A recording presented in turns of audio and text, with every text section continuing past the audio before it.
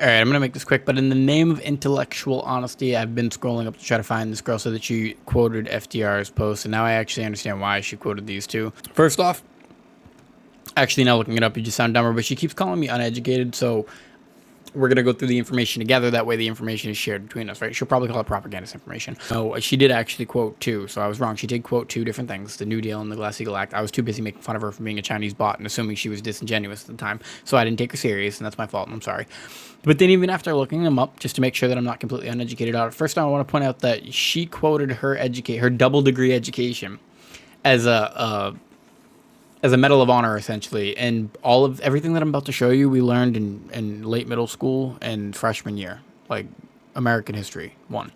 Do you know what I mean? I'm not even kidding. So that's what's even more concerning about this. Is the shit that she quoted isn't something that you would need a higher education to know.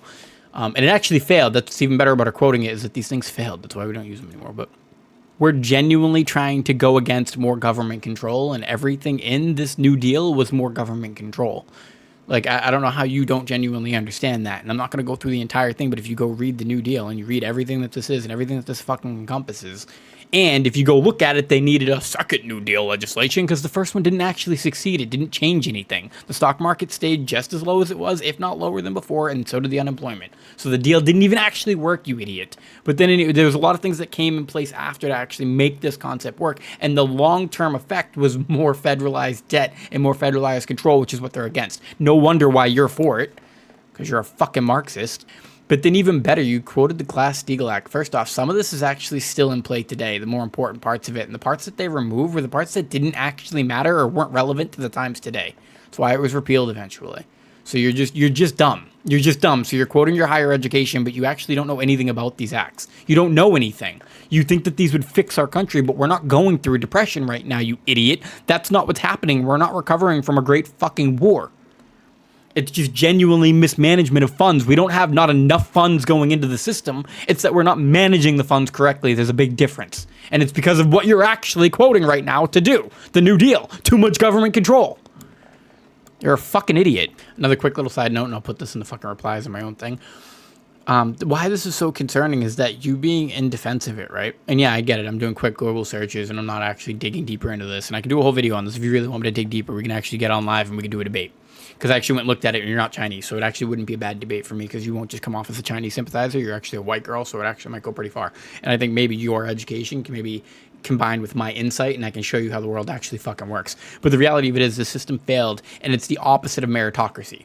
Genuinely, because the banks in 2008 should have fucking failed. The FDIC program is great for the person, for the consumer, but a lot of the protections that were put in place with this act to help banks be protected and help that aspect of our reality is the reason why we, the people, keep suffering. So you quoted two different acts that are genuinely the reason why our government and banks have corrupted our economic structure. Like, genuinely, everything about us that is wrong with our world today, the reason why meritocracy needs to come back is because of this shit. It's crazy that these were the two things that you quoted. Like, oh my God, are you brainwashed by your education? Again, I'm going to say it like I said. The New Deal was not a good deal. The New Deal was not a good deal. It wouldn't have had good long-term effects. It would have only led to more government control, which is what it did, and it was just a bad idea.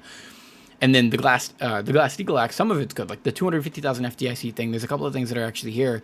But limiting the bank's power was actually a bad idea. It limited their growth. And then the bailout concept of when companies fail, that we're going to be there to hold their fucking hand.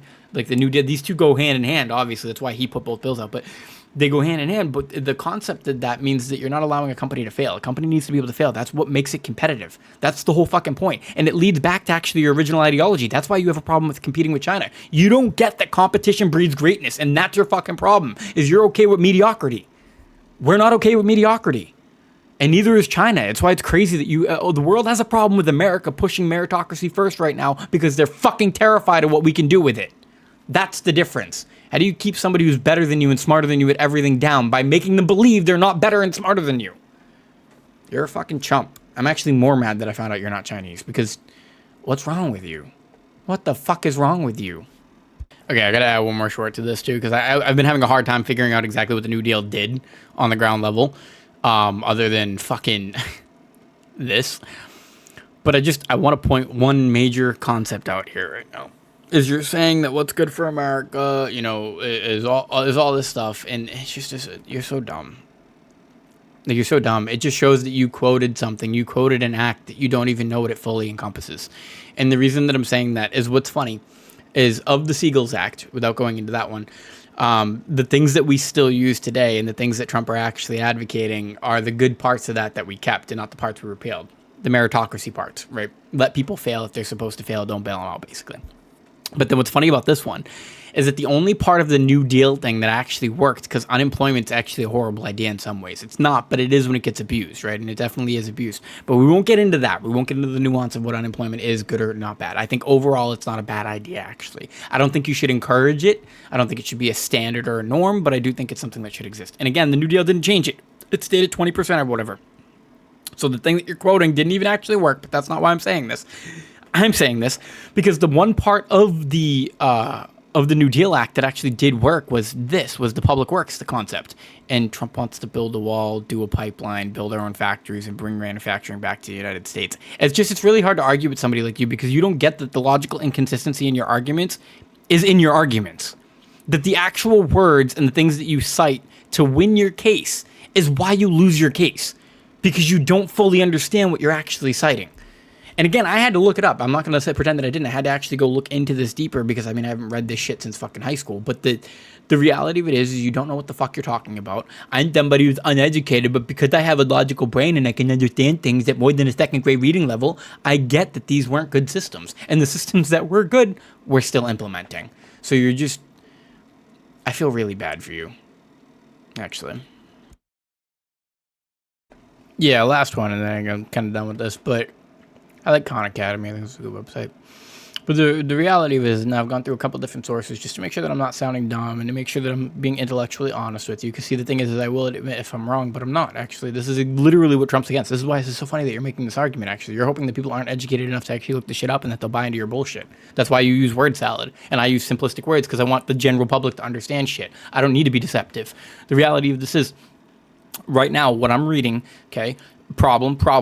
It's the social welfare system. That's literally the biggest problem in the United States and how it's taken advantage of. The federal spending and job creation, if Doge hasn't taught you anything, that they don't know how to spend the money that we're having. So maybe you can make the argument that this was good in its ideology, in its original format, idealism, that's why you're a fucking child, but it didn't actually work, because at the end of the day, you have corrupt humans, and at the end of the day, systems like this get taken advantage of.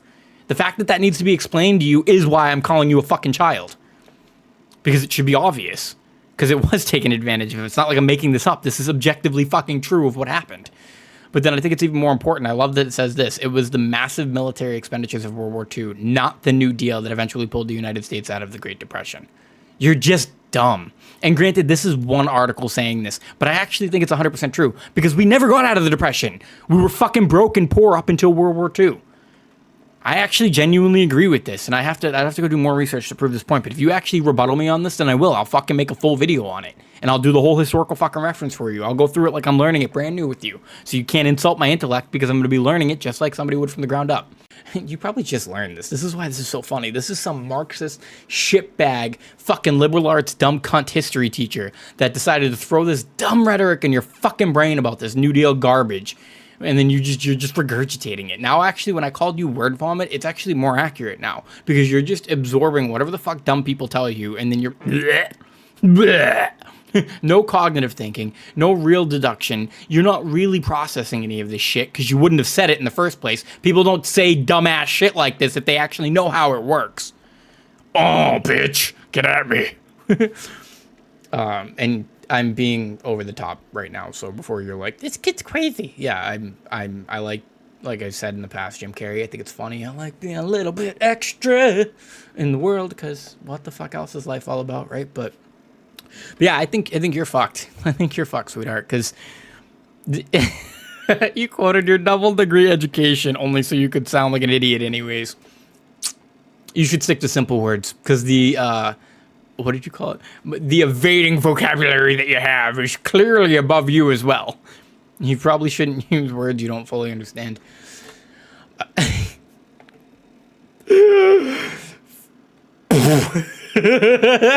You could have just quoted these two. Imagine all that wordplay that you gave earlier. I mean, you could have just relisted these two fucking things.